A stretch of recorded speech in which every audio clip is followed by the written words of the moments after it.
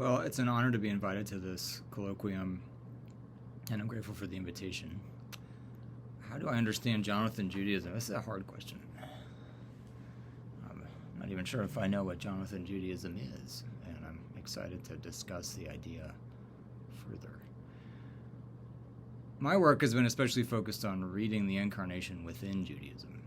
What does it mean for the Logos to become sarx? What does it mean for Jesus' body to be a temple? What does it mean to see Jesus?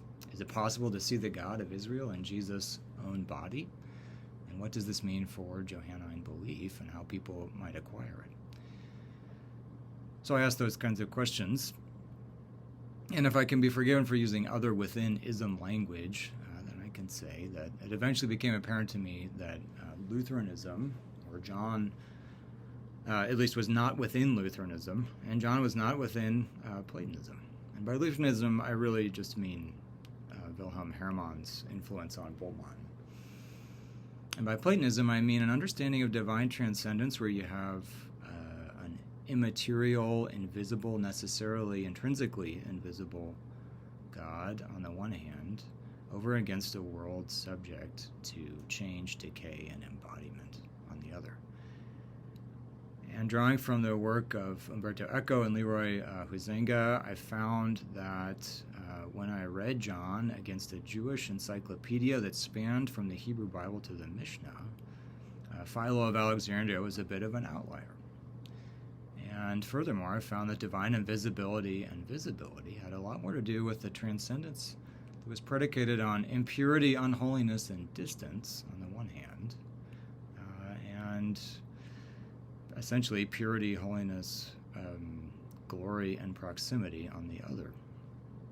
I also found precedent for the idea that God could be in heaven and on earth at the same time, and the idea that if God was invisible or hard to see, it was because he was overwhelmingly glorious, in a sense, overwhelmingly visible. And in John's Gospel, I think that translates to the deeply counterintuitive but overwhelmingly visible nature of the crucifixion.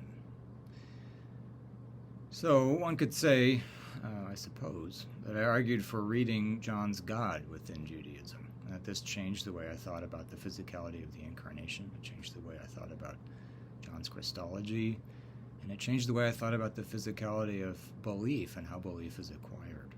And in the first instance, I found warrant for this based in the way that John appeals to his scriptures and the authority that he assigns them or inherits regarding them, and also given the kinds of allusions to the Hebrew Bible that pepper